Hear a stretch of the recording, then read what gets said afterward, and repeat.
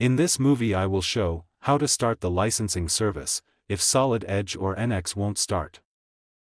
Sometimes, Solid Edge or NX will not start, even though the license is valid and connected to the correct server hostname and port. Right-click the taskbar and select Task Manager. An alternative to right-clicking is to press Ctrl-Alt-Delete. Click the Services icon.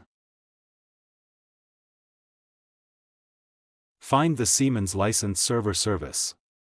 You can see that it is stopped. Right-click the selected service and select Start.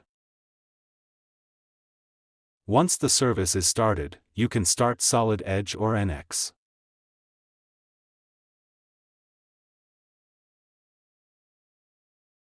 If you stayed with me until the end, please subscribe, like, or leave a comment and have a nice day.